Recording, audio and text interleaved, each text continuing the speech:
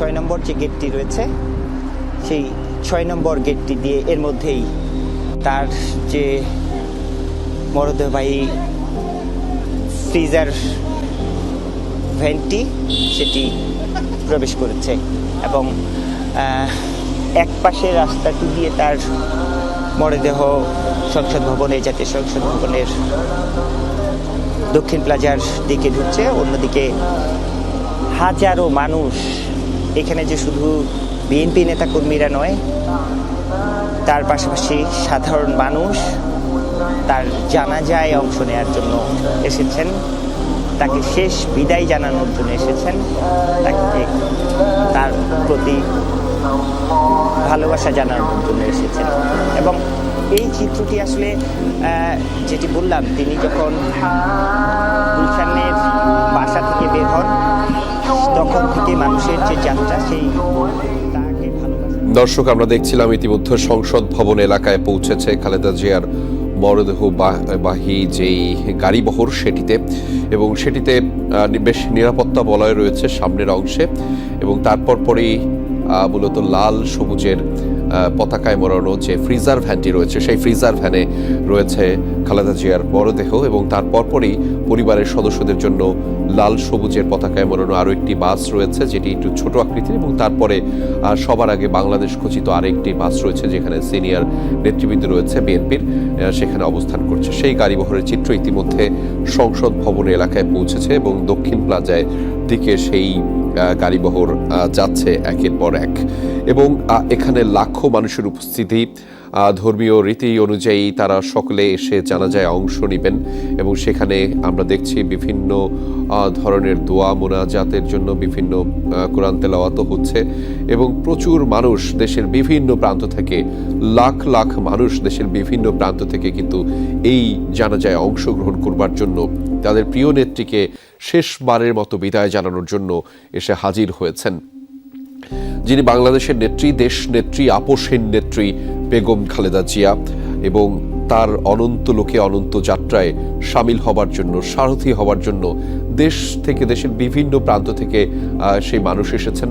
আমরা দেখেছি শুধুমাত্র দেশের গণ্ডি নয়, দেশের গণ্ডি পেরিয়ে বিভিন্ন দেশ থেকে, অর্থাৎ পার্শ্ববর্তী দেশ থেকে যারা বিভিন্ন বর্ষিয়ান নেতারা এবং সেখানকার সরকার প্রধানদের প্রতিনিধিরাও কিন্তু এখানে এসেছেন। আজকে এই জানাজায় অংশগ্রহণ করবেন বিভিন্ন দেশের প্রতিনিধি, এবং তারপরে তার যে অনন্ত যাত্রার যে আনুষ্ঠানিকতা সেখানে সামিল হয়েছেন আমাদের বেশ কয়েকটি প্রতিবেশী দেশের প্রতিনিধিরাও, অর্থাৎ বিভিন্ন দেশের পররাষ্ট্রমন্ত্রী পর্যায়ের ব্যক্তিবর্গ ইতিমধ্যে এসে বাংলাদেশে পৌঁছেছেন এই আনুষ্ঠানিকতায়। অর্থাৎ এই যে সব এই যে আনুষ্ঠানিকতা রয়েছে, অর্থাৎ জানাজার পরে তাকে বিদায় জানানোর যে দাফন প্রক্রিয়া, সব এই সকল যাত্রায় মূলত যুক্ত হওয়ার জন্য বিভিন্ন দেশ থেকে রয়েছে। আমরা দর্শক দেখতে পাচ্ছেন যে প্রচুর মানুষ সংসদ ভবন এলাকায় এসে জড়ো হয়েছে, এবং আমরা ধারণা করতে পারছি হয়তো এটি হতে যাচ্ছে ইতিহাসের অন্যতম একটি জমায়েত, যেটির মাধ্যমে আসলে জানাজা সম্পন্ন হবে আর অল্প কিছুক্ষণ পরেই। সেখানে তিল ধারণের ঠাঁই নেই, ইতিমধ্যে বিভিন্ন দেশের প্রান্ত থেকে মানুষ জড়ো হয়েছে সেই সংসদ ভবন এলাকায়। আমাদের সহকর্মীরা সেই সংবাদের খুঁটিনাটি তুলে ধরছেন আপনাদেরকে, সেটি জানাতে এই মুহূর্তে সহকর্মী সাইফুদ্দিন রবিন যুক্ত হচ্ছেন সেই সংসদ ভবনের সামনে থেকেই, এবং সেখানে গণমানুষের নেত্রী যেখানে রয়েছেন এবং এই বিশাল জমায়েতের কথা জানাবেন আমাদের সহকর্মী সাইফুদ্দিন রবিন।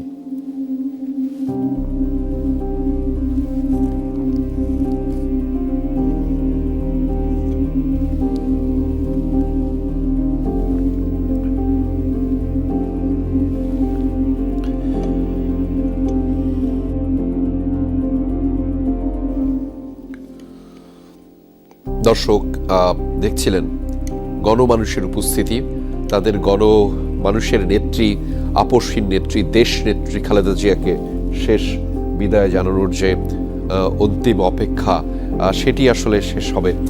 সেই অপেক্ষমান অবস্থায় পুরো বাংলাদেশ রয়েছে। লাল সবুজের পতাকায় মোড়ানো যে ফ্রিজার ভ্যানটি রয়েছে সেখানে খালেদা জিয়াকে শেষ বিদায় জানাবে গণমানুষ। সেই মরদেহ ইতিমধ্যেই সংসদ ভবন এলাকায় পৌঁছেছে। সেই সংসদ ভবন, যেই সংসদে তিনি তিনবারের প্রধানমন্ত্রী ছিলেন, সেই সংসদ ভবন যেই সংসদে তিনি বিরোধী দলীয় নেত্রী ছিলেন, সেই সংসদ ভবন যেই সংসদ ভবন থেকে তিনি সাধারণের কথা বলেছেন, সাধারণের উন্নয়নের জন্য তার কর্ম পরিকল্পনা নির্ধারণ করেছেন। এই মহান জাতীয় সংসদে বাংলাদেশের প্রথম নারী প্রধানমন্ত্রী বিএনপি চেয়ারপারসন বেগম খালেদা জিয়া, যিনি 1981-তে রাজনীতিতে সরাসরি সম্পৃক্ততার মধ্য দিয়ে নতুন অধ্যায়ের সূচনা করেছিলেন। তিনি গৃহবধূ থেকে রাজনীতিক হয়েছেন সেটি ঠিক, কিন্তু তারও আগে তিনি রাজনীতিকে দেখেছেন খুব নিবিড়ভাবে। নিজের ঘরে তার স্বামী জিয়াউর রহমান, যিনি মুক্তিযুদ্ধের সময়ে স্বাধীনতার ঘোষণা দিয়ে রণাঙ্গনে বীর মুক্তিযোদ্ধা, তখন তিনি যেমন সেই রণাঙ্গনের দুঃসহ দিনগুলো দেখেছেন, যুদ্ধ বিধ্বস্ত বাংলাদেশ দেখেছেন, কারাবন্দী হয়েছিলেন সেই সময়, পরবর্তীতে 7 নভেম্বরের জাতীয় বিপ্লব সংহতি দিবসের মতো রাজনৈতিক নানান পট পরিবর্তনও দেখেছেন তার স্বামীর রাষ্ট্রপতি হিসেবে দায়িত্ব পালন করা। সেই খালেদা খানম পুতুল বেগম খালেদা জিয়া হয়ে যান বাংলাদেশের ফার্স্ট লেডি। আমরা নেতাকর্মীদের এই উপচে পড়া ভিড় দেখছি, আমরা একটু কথা বলতে চাই। যুব দলের সভাপতি মোনায়েম মুন্না, তিনি যুক্ত হচ্ছেন। আজকে তিনি এই যে মানুষের এত ঢল, কেন আসলে এই ঢল? আসলে কিন্তু আমরা খুবই মর্মাহত অবস্থায়, মানসিকভাবে খুবই, আপনি বুঝতেই পারছেন যে আমাদের অবস্থাটা কি। আসলে বাংলাদেশের স্বাধীনতা সার্বভৌমত্বর ক্ষেত্রে জিয়া পরিবারের যে অবদান, বিশেষ করে আপনার এই যে এরশাদ বিরোধী আন্দোলনে দেশনেত্রী বেগম খালেদা জিয়ার যে আপোষহীনতা এবং সমস্ত লোভ প্রলোভনকে উপেক্ষা করেই, শত নির্যাতনকে উপেক্ষা করেই কিন্তু উনি কোনো কম্প্রোমাইজ করেন নাই, কোনো ফ্যাসিস্টের সাথে, কোনো স্বৈরাচারের সাথে কখনো আপোষ করেন নাই। এই মানুষটি সাধারণ মানুষের অন্তরে, হৃদয়ে, মনে একদম স্থান করে নিয়েছেন। আজকে যে মানুষের ঢল দেখছেন, এটা একটা ভালোবাসার বহিঃপ্রকাশ। সারা পৃথিবীর বিশ্ব নেতারা তার জন্য শোক প্রকাশ করেছে। ইভেন আপনি জাপানের মেট্রো রেলে আপনি দেখেছেন যে সেখানে স্ক্রিনে খালেদা জিয়ার মৃত্যুর খবরে তারা যে শোক প্রকাশ করেছে সেটা ভেসে উঠছে। সারা পৃথিবী থেকে শোক প্রকাশ করেছে, অনেক রাষ্ট্রনেতা আসছেন, অনেক দেশের প্রতিনিধি আসছেন, সাধারণ মানুষের আসছে। এটা ভালোবাসার বহিঃপ্রকাশ। জিয়া পরিবারের আত্মত্যাগকে এই দেশের মানুষ ভালোবেসেছে এবং আজ গ্রহণ করেছে। আজকে তারই বহিঃপ্রকাশ এই মানুষের ঢল। আপনার কাছে কি মনে হয় নুরুল ইসলাম নয়ন, আপনি যদি বলতেন যে এই যে সাধারণ মানুষ, মোনায়েম মুন্না যেমনটি বলছিলেন যে তাদের আত্মত্যাগ বা সংগ্রামের এক ধরনের বহিঃপ্রকাশ ঘটছে এই মানুষের ঢল, এই ঢল আসলে নতুন করে শক্তি যোগাবে কিনা? ধন্যবাদ। আসলে শহীদ রাষ্ট্রপতি জিয়াউর রহমানের পরে আমাদের দেশনেত্রী বেগম খালেদা জিয়া জাতীয়তাবাদী শক্তির নেতৃত্ব দিয়েছিলেন। তিনি জাতীয়তাবাদী শক্তির ঐক্যের প্রতীকে পরিণত হয়েছিলেন। তিনি তার নেতৃত্ব দানকালীন সময়ে কখনো তিনি ভুল করেননি। যখনই সংকট এসেছে, জাতীয় সংকট, তখনই তিনি মানুষের সাথে ছিলেন। যেমন 96 নির্বাচনের সময় তিনি মানুষের পক্ষ নিয়েছেন, 90 গণ অভ্যুত্থানে তিনি মানুষের পক্ষ নিয়েছেন, 96-তে একটি সম্ভাব্য যখন কু হওয়ার সম্ভাবনা ছিল তখন তিনি মানুষের পক্ষ নিয়েছেন, এবং গত 16 বছর ফেসিবাদ বিরোধী আন্দোলনে তিনি মানুষের চোখের ভাষা বুঝেছেন, মানুষের পক্ষ নিয়েছেন। অর্থাৎ তিনি সংগ্রাম করতে করতে আপোষের নেতৃত্বে পরিণত হয়েছেন। একইভাবে গণতন্ত্রের জন্য তিনি গণতন্ত্র পুনঃপ্রতিষ্ঠিত করার সংগ্রামে তিনি মাদার অফ ডেমোক্রেসি হয়েছেন। শুধু তাই নয়, বাংলাদেশের প্রতিটি সেক্টরে দেশনেত্রী বেগম খালেদা জিয়ার অবদান অনস্বীকার্য। বাংলাদেশে নিযুক্ত বিশ্বব্যাংকের সাবেক কান্ট্রি ডিরেক্টর ক্রিস্টিন আই ওয়ালিক এক বক্তব্যতে বলেছিলেন, বাংলাদেশের শিক্ষা, সংস্কৃতি, উৎপাদন, উন্নয়ন এবং গণতন্ত্রে বেগম খালেদা যদি আর কোনো অবদান নাও রাখে, শুধু নারী শিক্ষার জন্য তিনি যে অবদান রেখেছেন তার জন্য তিনি বাংলাদেশের মানুষের কাছে চিরস্মরণীয় হয়ে থাকবেন। যাই হোক, আমাদের প্রিয় নেত্রী দেশনেত্রী বেগম খালেদা জিয়া আজ আমাদের মাঝে নেই, কিন্তু তার যে সংগ্রাম, তার যে প্রেরণা এবং তার কাছ থেকে আমাদের শিক্ষা আগামী দিনে এ জাতিকে ঐক্যবদ্ধ করার জন্য এবং গণতান্ত্রিক সংগ্রামে সফল হওয়ার জন্য আমাদেরকে পাথেয় যোগাবে। অনেক ধন্যবাদ। কথা বলছেন বাংলাদেশ জাতীয়তাবাদী দল যুব দলের সভাপতি এবং সাধারণ সম্পাদক। যেই সংগঠনটি মূলত এই বিএনপি চেয়ারপারসন বেগম খালেদা জিয়ার ডাকে রাজপথে ব্যাপকভাবে সক্রিয় ছিল বিগত দিনের আন্দোলনে, রাজপথে গণতন্ত্র কিংবা ভোটাধিকার প্রতিষ্ঠার আন্দোলনে। যে কথা বলছিলাম রেজা এর আগে, যে বিএনপি চেয়ারপারসন বেগম খালেদা জিয়া তার স্বামীকে দেখেছেন খুব কাছ থেকে, কি করে বাংলাদেশের জন্য ভেবেছেন তিনি, কি করে বাংলাদেশের রাজনৈতিক নানান ঘটনার প্রবাহে তিনি সম্পৃক্ত ছিলেন। সেই গৃহবধূ একসময় ফার্স্ট লেডি হলেন, পরবর্তীতে তার প্রয়াত রাষ্ট্রপতি, বাংলাদেশের প্রয়াত রাষ্ট্রপতি জিয়াউর রহমান তার স্বামী যখন নিহত হলেন, খুন হলেন, হত্যাকাণ্ডের শিকার হলেন, তারপরেই সাধারণের চাপে নেতাকর্মীদের আহ্বানে সাড়া দিয়ে তিনি দলের নেতৃত্বে, এরপর যে রাজপথে তার যে ধারাবাহিক সংগ্রাম, গণতন্ত্রের প্রশ্নে আপোষহীনতা, একটা প্রতিশ্রুতি বা কমিটমেন্টের জায়গা, সেটি বাংলাদেশের রাজনীতির ইতিহাসে এক অনন্য উদাহরণ। তিনি নিজের যে অবস্থানটা স্পষ্ট করেছিলেন, গণতন্ত্র মানে সাধারণের জনগণের আইন শাসন প্রতিষ্ঠা করা বা জনগণের মতামতের ভিত্তিতে সরকার গঠন করা, বা জনপ্রতিনিধি তারাই হবে যারা সুষ্ঠু ভোটে নির্বাচিত হবে সাধারণ জনগণের বিবেচনায়। সেই জনপ্রতিনিধির মধ্য দিয়ে রাষ্ট্রের সামগ্রিক কর্মকাণ্ড পরিচালনা করা, উন্নয়ন আইন সেসব বাস্তবায়ন করা, এই যে বিশ্বাস আর আস্থার জায়গাটা, এই যে প্রতিশ্রুতির জায়গাগুলোতে তিনি কখনো আপোষ করেননি, আর তাই তিনি হয়ে উঠেছিলেন আপোষহীন। 91 প্রথম বাংলাদেশের নারী প্রধানমন্ত্রী যিনি চালু করেছেন দেশে সংসদীয় শাসন ব্যবস্থা, যে সংসদীয় শাসন ব্যবস্থা বাংলাদেশের রাজনীতিতে বা বাংলাদেশের সরকার পরিচালনার নীতিতে এক নতুন মাইল ফলক হয়ে উঠেছিল। আর তখনই তিনি নারী শিক্ষার ক্ষেত্রে, যেমনটি যুবনেতৃবৃন্দ বলে গেলেন, যে নারী শিক্ষার এক অনন্য উদাহরণ, কিংবা বাংলাদেশ আজকে যে জায়গাটায় দাঁড়িয়ে, সেই জায়গাটায় বেগম খালেদা জিয়ার সেই অবদানকে অস্বীকার করার কোনো উপায় বা সুযোগ কোনোটিই নেই। তিনি প্রাথমিক থেকে মাধ্যমিক পর্যন্ত নারীদের জন্য বিনামূল্যে কী করে শিক্ষা ব্যবস্থা দেওয়া যায় সেই উদ্যোগ নিয়েছিলেন। তিনি ফুড ফর এডুকেশন চালু করেছিলেন, অর্থনীতিতে নতুন নতুন তিনি উদ্যোগ গ্রহণ করেছিলেন, গার্মেন্টস শিল্পের প্রসার, গার্মেন্টস শিল্পে সহ অন্যান্য খাতে কর্মসংস্থানের জন্য তার যেই কর্মকাণ্ড বা উদ্যোগ ছিল, সেটি বাংলাদেশকে আজকে একটা অর্থনৈতিক ভিত্তির জায়গা তৈরি করে ফেলছিল। এরপর 96 একটি নির্বাচন হলো, যেই নির্বাচন নিয়ে সমালোচনা ছিল, কিন্তু তিনি সেই সমালোচনাটাকে প্রাধান্য দিয়েছিলেন। দাবি উঠছিল আবারও নির্দলীয় তত্ত্বাবধায়ক সরকারের, আজকের যেই পতিত সরকার, সেই তারা রাজপথে আন্দোলন করেছিল। বিএনপি চেয়ারপারসন বেগম খালেদা জিয়া সেই আন্দোলনকে সমর্থন বা সম্মান জানিয়েছিলেন এবং গুরুত্ব দিয়েছিলেন জন আস্থার উপর। এটি অস্বীকার করার কোনো উপায় নেই যে বেগম খালেদা জিয়া ক্ষমতার প্রলোভনে, ক্ষমতার লোভে, ক্ষমতাকে আঁকড়ে ধরার চেষ্টায় রাষ্ট্রের সব যন্ত্রগুলোকে ব্যবহার করে কিংবা আইন শৃঙ্খলা বাহিনীকে ব্যবহার করে নিপীড়ন নিষ্পেষণের পথে হাঁটেননি। তিনি সহমর্মিতা, সৌজন্যতা সেসবের প্রদর্শনের মধ্য দিয়ে তিনি একটা স্থিতিশীলতায় বিশ্বাস করতেন। ঢাকা, রাজশাহী, খুলনা, বরিশাল, বগুড়া, চট্টগ্রাম সব জায়গা থেকে কিন্তু মানুষের যে ঢল, সেই গন্তব্য আসলে এসে ঠেকেছে ঢাকার রাজধানী ঢাকার এই মানিক মিয়া এভিনিউতে।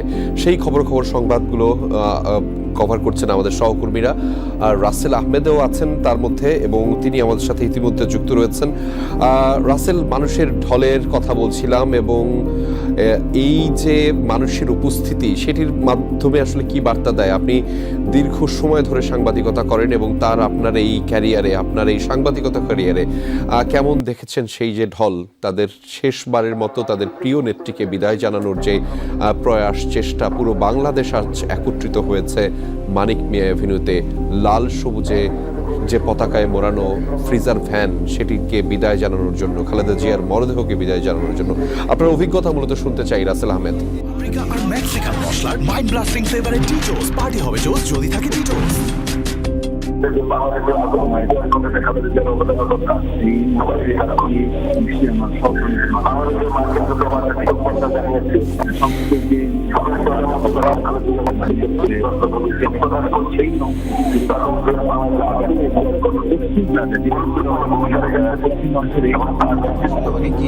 পশ্চিমাংশের এই মাঠের যে পশ্চিম অংশটি, সেটি অনেকে চেনেন না বলে সেই অংশটি পরে পড়ছে, এবং এর পেছনে পূর্বাংশ যেটি, সেটিও প্রায় পরিপূর্ণ। অর্থাৎ এবার মানিক মিয়া তো রয়েছে, আসলে পুরো অংশটি কানায় কানায় পরিপূর্ণ হয়ে আছে, অথচ জানাজার এখনো বেশ খানিকটা সময় বাকি, অর্থাৎ প্রায় 2 ঘন্টার মতো সময় এখনো বাকি আছে। সেই অর্থে আসলে মনে হচ্ছে যে আরো খামার বাড়ির অংশ পুরোপুরি হয়তো ভরে যাবে, লোকারণ্য হয়ে যাবে। কারণ আমি কিছুক্ষণ আগেই কথা বলছিলাম বেশ কয়েকজনের সাথে যারা দূর দূরান্ত থেকে এসছেন, কেউ নরসিংদী, কেউ ঝালকাঠি, কেউ এসছেন। যেমন একজন পেয়েছিলাম তিনি রংপুর থেকে এসছেন, একজন তিনি রংপুরের থেকে তারা বাস বোঝাই করে এসছেন, আরেকজন পেয়েছিলাম তিনি নরসিংদী থেকে খুব সকালে তার বাচ্চাকে নিয়েছেন এবং সেই বাচ্চার বয়স 2 বছরের কাছাকাছি হবে এরকম ছোট বাচ্চাকে নিয়ে এসছেন এবং তিনি আসলে কেঁদেই দিচ্ছিলেন।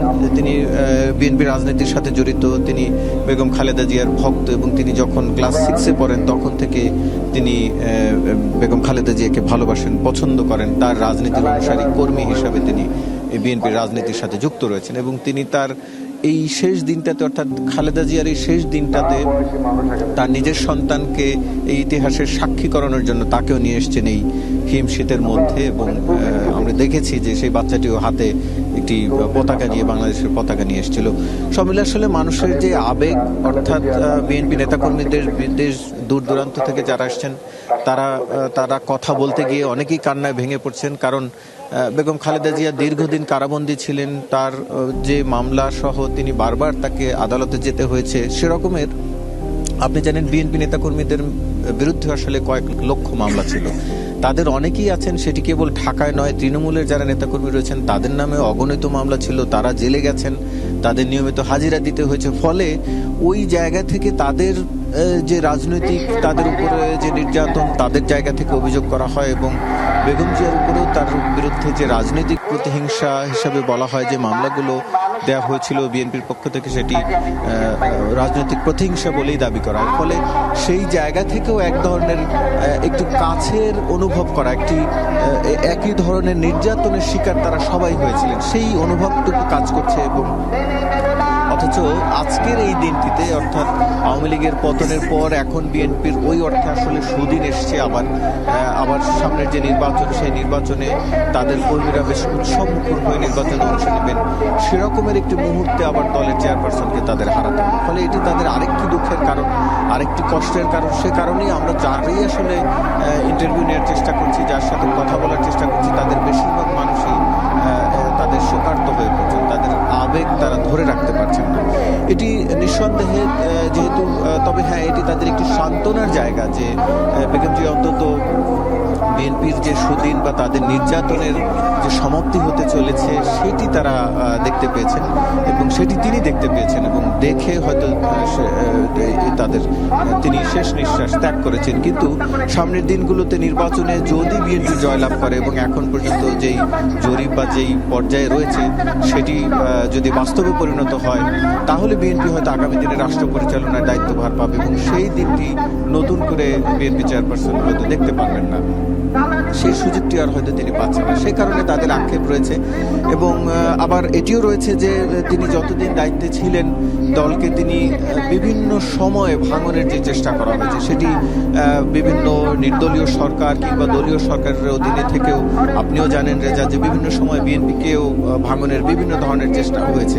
আমরা দেখেছিও দলছুট হয়ে কেউ কেউ গেছেন, কিন্তু সেই সব মুহূর্তগুলো বেগম জিয়া খুব কঠোরভাবে বলেন কিংবা শান্তভাবে বলেন, অর্থাৎ সুস্থভাবে, স্বাভাবিকভাবে এবং ধৈর্যের সাথে তিনি দলকে হ্যান্ডেল করেছেন বা পরিচালনা করেছেন বলেই হয়তো বিএনপিকে আসলে ভাঙা সম্ভব হয়নি। এবং এই যে 17 বছর ক্ষমতার বাইরে থেকে একটি দল আবারও জনপ্রিয় হয়ে থাকা কিংবা তার অবস্থানটিকে ধরে রাখা, সেটি নিশ্চয়ই কম বিষয় নয় এবং সেটি আসলে তার জন্য সম্ভব হয়েছে বলে বিএনপি নেতাকর্মীরা মনে করেন। তারা মনে করেন তার এই অভাব তো পূরণীয় অবশ্যই নয়, কিন্তু তিনি যেই শিক্ষা দিয়ে গেছেন দলকে পরিচালনার কিংবা কোনো ধরনের প্রতিহিংসাপরায়ণ বক্তব্য না দেয়া, সবসময় ধৈর্যের সাথে এবং খুব বেশি বক্তব্যের মধ্যে কোনো ধরনের অসহিষ্ণু আচরণ প্রদর্শন না করা, সেটি নিশ্চয়ই সব রাজনৈতিক নেতাদের জন্য একটি দৃষ্টান্ত এবং সব রাজনৈতিক দলের জন্য একটি দৃষ্টান্ত, এটি তারা বলছেন। এবং আমরা দেখেছিলাম যে আসলে এখানেও সকাল থেকে, যেটি আপনিও হয়তো আমার পাশে এখন শুনতে পাচ্ছেন, আসলে খুব সারফেস বা নয়েজের মধ্যে দিয়ে একজন মাইকে যে শব্দগুলো, খানিক পরে পরই বিএনপি চেয়ারপারসন যে বক্তব্য দিয়েছেন, রাজনৈতিক বিভিন্ন সময় যে বক্তব্য দিয়েছেন সেগুলো আসলে চালানো হচ্ছে। আমরা রাসেল আরেকটা বিষয় একটু আপনার কাছ থেকে জানতে চাই। আমি জানতে চাচ্ছিলাম যে আপনার দীর্ঘ অভিজ্ঞতার মধ্যে এমন মানুষের উপস্থিতি আপনি আসলে সেটিকে কিভাবে মূল্যায়ন করবেন। একই সাথে তার শাসনামলের কথা বেশ কয়েকটি বিষয় আপনাকে একটু জানিয়ে রাখি। বিশেষ করে তার শাসনামলে সংসদীয় গণতন্ত্র চালুর যে ব্যবস্থা, একই সাথে বিনামূল্যে নারী শিক্ষা, ভ্যাট চালু এবং বাংলাদেশের নির্বাচনী ব্যবস্থাকে সচল করবার জন্য তত্ত্বাবধায়ক সরকার ব্যবস্থা, এবং তিনি পরিবেশের উপরে গুরুত্ব দিয়ে পলিথিন নিষিদ্ধ করেছিলেন এই দেশেই, এবং আইন শৃঙ্খলাকে আরও সমুন্নত করবার জন্য অপারেশন ক্লিন হার্ট কিংবা র্যাব প্রতিষ্ঠার মতো বেশ কিছু কার্যক্রম করেছিলেন। এই বিষয়গুলো নিয়ে যদি একটু মূল্যায়ন করতেন রাসেল।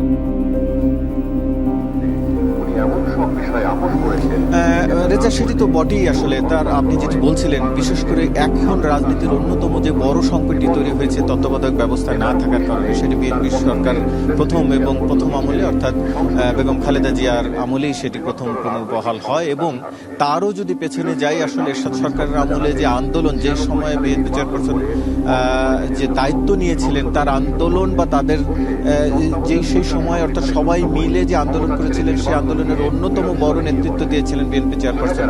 সেটিও কিন্তু গণতন্ত্রকে পুনরুদ্ধারের জন্যই হয়েছিল, এবং সেই আন্দোলনের ফসল দিন শেষে তত্ত্বাবধায়ক সরকার ব্যবস্থা।